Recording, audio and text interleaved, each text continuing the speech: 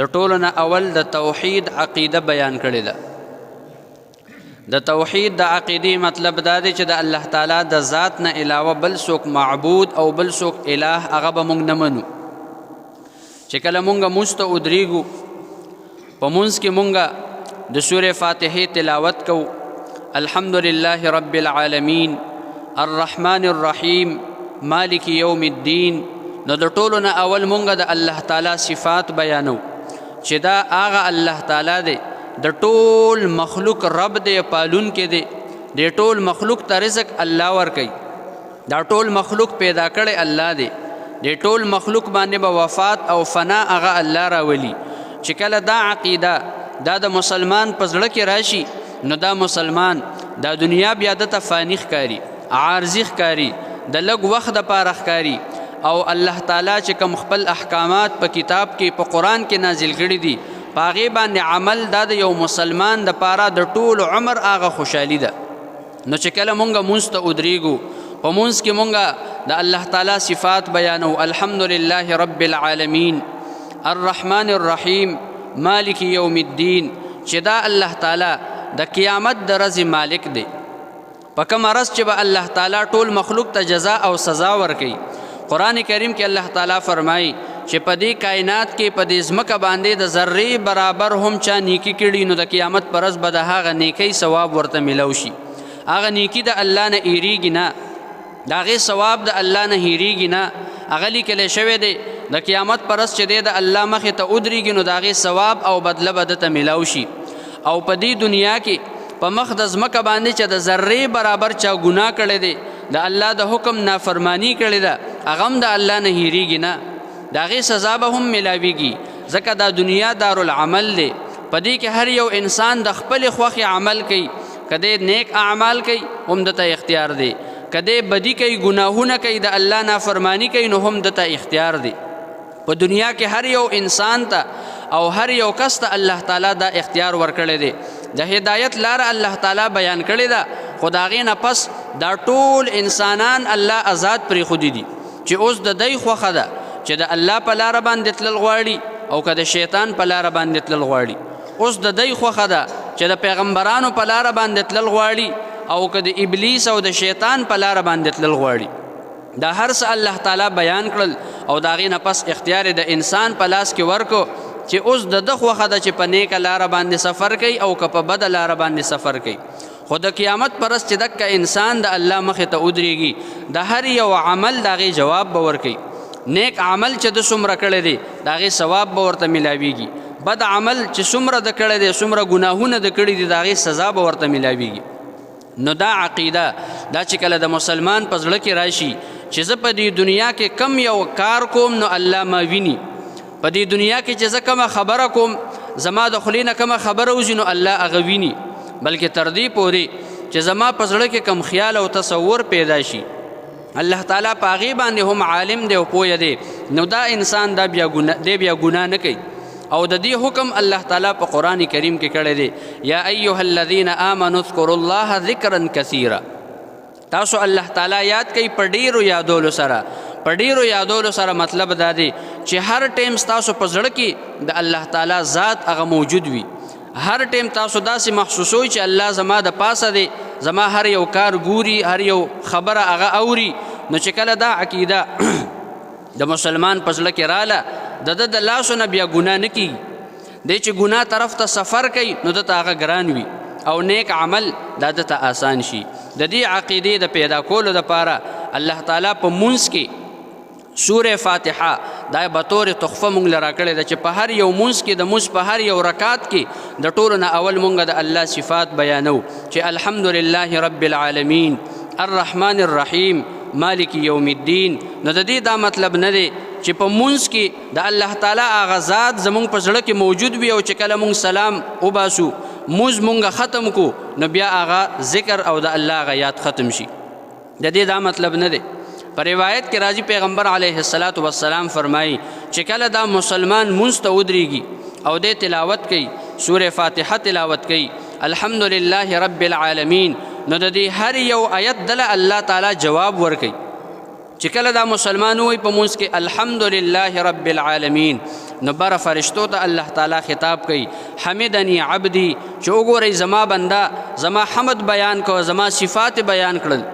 چې کله دا بنده ووایي الرحمن الرحیم مالک یوم الدین نو بره د اسمان نه فرشتو ته الله خطاب کوي چې وګورئ فرشتو مجدنی عبدی زما بنده زما بزرگی بیان کړه زما تعریف وکړو زما صفات بیان کړل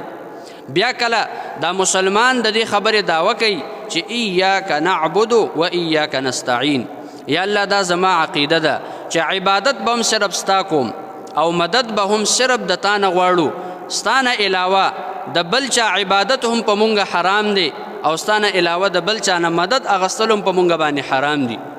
دا د مسلمان عقیده ده دا په مونځ کې بار بار مونږ وو خو دا صرف د مونځ دپاره نه ده دا د مونځ نه بهر هم ده دا د یو مسلمان عقیده ده دا د یو مسلمان نظریه ده چې عبادت او بندگی هغه صرف د یو ذات ته هغه الله تعالی دی استعانت او مدد اغستل هغه صرف او صرف د یو ذات نه دی چې هغه الله تعالی دی او چې کله د دې مسلمان په زړه کې سره د دې نه چې عقیده د توحید پکې پرته ده د الله په ذات یقین دی په قرآن په شریعت باندې د ایمان راوړی دی او د هغې نه باوجود هم دی غیر الله طرف ته متوجه کیږي نو دا د د عقیدې کمزوري ده پیغمبر علیه السلام حضرت عدی بن حاتم رضی الله تعالی عنه چې دی اول عیسایو د عیسایانو ملګری د عیسایانو په عقیده باندې د عیسایانو عقیده دا وه چې هغوی ته به خپلو مشرانو سوینو په هغې باندې به عمل کو په دی باندې چې کوم کتاب الله تعالی نازل کړو په حضرت عیسی علیه السلام باندې انجیل هغه دی ټوټې ټوټې کړو د هغې احکامات ټول بدل کړو په هغې کې چې کومې خبرې ذکر شوي وي هغه ټول هر څه بدل کړو نو دی به د خپلو مشرانو د هغې هره خبره به منله یو حکم چې الله به حرام کړو چې هغه خپل مشر به ورته ووي چې دا کار حلال دی نو هغه به حلال ګڼو یو کار به الله حلال کړو هغه به حرام نو خو چې کله دی ته به خپل مشر دا خبره وکړه وی چې دا کار په تاسو حرام دی نو دی به په ځان باندې حرام ګڼو پیغمبر علیه السلام خواته چې کله راغی نو حضرت عدی بن حاتم رضی الله تعالی عنه ایمان لا نه دی راوړی عیسائی دی نو پیغمبر علیه السلام نه تپوس کوي چې زمونږ په باره کې الله تعالی په قرآن کې فرمایي چې اتخذوا احبارهم و رهبانهم اربابا چې دی د خپلو مشرانو نه خدایان جوړ کړي دي هغوی چې ورته کومه خبره کوي نو دی یې مني وی مونږ خو د خپلو مشرانو نه خدایان نه دي جوړ کړي مونږ خو د هغوی عبادت نه کوو پیغمبر علیه السلام ته نه تپوس کوي چې عدي ته ماله د دې خبرې جواب راکه چې کله ته د خپل مشر یو داسې خبره چې هغه الله په تاسو حلاله کړي د هغه په وجې په ځان حرامه کې ولې دا کار تاسو نه کوئ نو هغه ورله جواب ورکوي چې یا رسول الله او دا مونږ کوو بیا داسې یو خبره چې پتا الله حرامه کړې ده یو کار پتا الله حرام کړی دی خو چې هغه درته ووایي چې دا حلال دی نو ته هغه په ځان حلال نه ګڼئ هغه ورته وایي چې یا رسول الله او دا کار خو مونږ کوو پیغمبر علیه السلام ورته وفرمیل چې عبادت خو همدا دی دا اختیار خو صرف الله څخه دی چې په یو مسلمان به څه حلالوي او څه به حراموي دا خو یو انسان څخه دا اختیار نشته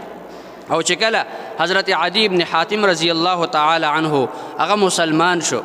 کلمې ووی د پیغمبر علیه السلام صحابي شو د پیغمبر علیه السلام مجلس ته راغی نو په غاړه کې د عیسایانو هغه نښه ځوړنده کړې وه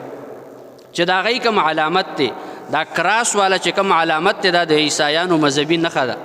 پیغمبر علیه السلام مجلس ته راغی او دا نښې په غاړه کې اچولې وه پیغمبر علیه السلام ورته وفرمیل چې عدي دا بت دی د غاړې نه کوز که نو حضرت عدی بن حاتم رضی الله تعالی عنه هغه خپله مذهبي نښه هغې کوزه کړه ویې غورځوله او ختمې کړه ځکه چې دا د مسلمانانو د عقیدې خلاف ده د عیسایانو دا عقیده ده چې حضرت عیسی علیه السلام هغه یهودیانو پانسی کړی دی او د هغې نه پس الله تعالی دوباره ژوندی کړی دی او اسمان ته یې خیژولی دی نو د دی دا کراس علامت دا د دې خبرې دلیل دی چې عیسی علیه السلام پانسی شوی دی په قرآن کې د مسلمانانو عقیده الله تعالی دا بیان کړې ده وما قتلوه وما صلبوه ولكن شبه لهم حضرت عیسی علیه السلام نه یهودیانو پانسی کړی دی نه قتل کړی دی هغه صحیح سالم الله د ځمکې نه اوچت کړی دی اسمان ته او په اسمانونو کې هغه موجود دی او قیامت ته نږدې هغه به د ځمکې ته راکوزیږي او د مسلمانانو ملګرتیا به کوي 40 کاله به په دې امت کې تیری د پیغمبر علیه السلام د یو امتي په حیثیت سره نو د دې دا مطلب دی چې کله یو مسلمان هغه دا عقیده خپله کړه چې عبادت به صرف د یو ذات کوم، نو هغه به په خپل بدن کې او په خپل جسم کې او په خپلو افعالو کې داسې یو څیز نه پرېږدي چې د هغې نه د غیر مذهب د یهودیانو د عیسایانو د هغوی د مذهب نشاندهي ترې کېږي، نو دا حرام دي. نو چې کله مونږ الله سره په مونځ کې واده وکړو ایاک نعبدو چې الله عبادت او بندگی به صرف ستا کوو، نو عبادت او بندگی د غیر الله هغه په مونږ باندې حرام شوه. و ایاک نستعین یا الله مدد به هم صرف تا نه غواړو، د غیر الله د مدد تصور به مونږ په ذهن کې هم نه راولو. او بیا مونږ د الله تعالی نه دا سوال کوو چې یا الله مونږ خپل هر څه تا ته وقف کړي دي، خو زمونږ یو دعا ده، یو فریاد او یو زاری ده چې اهدنا الصراط المستقیم، مونږ ته نیغه لاره اوښې، مونږ د هدایت په لاره باندې روان کی. او د هغې نشاندهي الله تعالی فرمایي صراط الذین انعمت علیهم، دا صراط مستقیم او دا نیغه لاره د کومو خلکو لاره ده؟ دا هغه لاره ده چې په هغه خلکو باندې ما انعام کړی دی. انعام الله تعالی په چا باندې کړی دی؟ من النبیین والصدیقین والشهداء والصالحین. څلور ډلې الله تعالی بیان کړي دي چې په دې څلورو ډلو باندې ما خپل انعام او احسان کړی دی. د ټولو نه لومبنۍ ډله الله تعالی بیانوي من النبیین، په خپلو پیغمبرانو باندې د ټولو نه لوی انعام او احسان ما کړی دی. دویم نمبر خلق صدیقین الله تعالی بیانوي، هغه خلق چې هغوی د الله تعالی او د پیغمبر علیه السلام د هرې خبرې که د هغوی په ذهن کې راځي او که نه د هغې تصدیق کوي، الله تعالی فرمایي چې په دوی باندې ما انعام او احسان کړی دی. او دریم نمبر ډله الله تعالی بیانوي د شهداو. شهدا هغه خلق دي چې د الله تعالی د دین د حفاظت دپاره د جهاد میدان ته لاړل او هلته د کافر د لاسو نه هغوی شهیدان شو، د کافر په وزار باندې ولګېدل، د الله په لاره کې شهیدان شو. نو الله تعالی فرمایي چې په دی باندې هم ما خپل انعام او احسان کړی دی. پیغمبر علیه السلام په روایت کې فرمایي چې کله دا مسلمان د الله په لاره کې شهید کیږي او د الله په لاره کې د ده نه ساه وځي، د الله د دشمن په ګزار باندې دی لګېدلی دی، په هغه وخت کې چې کله د ده نه روح قبض کیږي، دته دومره سکون او اطمینان ملاویږي چې دی کله وفات شي آخرت ته لاړ شي، د ده صرف دا یو ارمانی، د ده په زړه کې دا یو ارمانی چې کاش زه بیا دنیا ته لاړم او بیا د الله په لاره کې شهید شم، بیا زه دنیا ته لاړ شم او بیا د یو کافر د لاسو نه شهید شم. پیغمبر علیه السلام فرمایي د شهادت په وخت کې د مسلمان مجاهد ته دومره اطمینان ملاو شي، دومره سکون ورته ملاو شي، دومره خوشحالی چې دی په آخرت کې د هیڅ ارمان نه کوي، صرف د یوې خبرې ارمان کوي چې کاش زه یو ځل دنیا ته بیا لاړ شم او بیا شهید شم چې د شهادت هغه مزه ماته بیا ملاو شي. نو الله تعالی فرمایي والشهدا، دا شهیدان چې د الله دپاره خپل ځانونه قربان کړل، په دی باندې ما خپل انعام او احسان کړی دی. او څلورمه ډله الله تعالی بیانوي الصالحین، هغه نیکان مسلمانان چې د هغوی هر یو عمل د الله د رضا مطابق دی، د هغوی هر یو عمل د پیغمبر علیه السلام د حکم مطابق دی. د دې خلکو دپاره مونږ د الله نه سوال کوو چې یا الله اهدنا الصراط المستقیم، مونږ هم د دې انبیاء کرامو او د دې شهداو د دې نیکانو په لاره باندې روان کړي. او الله تعالی اعلان کړی دی وحسن اولئک رفیقا، د دې خلکو ملګرتیا چې چاته ملاو شوه د دوی دا ملګرتیا ډیره اعلی ده، د دوی دا ملګرتیا او دوستی دا ډیره قیمتي ده، ځکه په جنت کې به دوی سره ملګري، په جنت کې د انبیاء کرامو د شهداو د صالحینو ملګرتیا دا د الله تعالی یو ډیر لوی انعام دی. نو مونږ په مونځ کې د الله نه دا سوال کوو چې صراط الذین انعمت علیهم، یا الله مونږ د هغه خلکو په لاره باندې روان کړي چې تا په هغوی باندې انعام کړی دی، هغه خلک تا ته خوښ دي، غیر المغضوب علیهم ولا الضالین، د هغه خلکو په لاره باندې یا الله مونږ مه روانې چې هغوی ستا د غضب ښکار شوي دي، ستا غضب په هغوی باندې را نازل شوی دی، ولا الضالین، او نه د هغه خلکو په لاره باندې یا الله مونږ روان کړي چې هغه ګمراهان دي، هغوی ستا د دین خلاف او ستا د پیغمبر علیه السلام د شریعت خلاف هغه روان دي. الله تعالی دې مونږ تاسو ته په دې باندې عمل کولو توفیق نصیب کړي. انشاءالله د اتوار په ورځ باندې سحر 10 بجې دلته په مسجد کې د درس قرآن افتتاحي پروګرام دی. حضرت مولانا مفتی محمد ندیم محمودی صاحب هغوی به انشاءالله بیان لراځي. 10 بجې به د مفتی صاحب بیان شروع کیږي، 9 بجې به انشاءالله زمونږ پروګرام شروع کیږي، او بیا د ماسخوتن د موز نه پس به انشاءالله روزانه دلته درس کیږي. یو ورځ به په هغې کې مونږ د احادیثو دپاره د سیرت دپاره هم مقررو. یو ورځ به د احادیثو درس کیږي، نور ورځې به د قرآن کریم درس کیږي. یو ورځ به په هغې کې د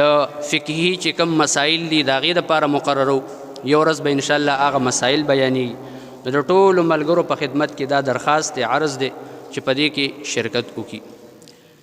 الحمد لله رب العالمين والعاقبة للمتقين والصلاة والسلام على سيد الأنبياء والمرسلين وعلى آله وصحبه أجمعين. ربنا تقبل منا إنك أنت السميع العليم وتب علينا إنك أنت التواب الرحيم. وصلى الله تعالى على خير خلقه محمد وآله وأصحابه أجمعين برحمتك يا أرحم الراحمين.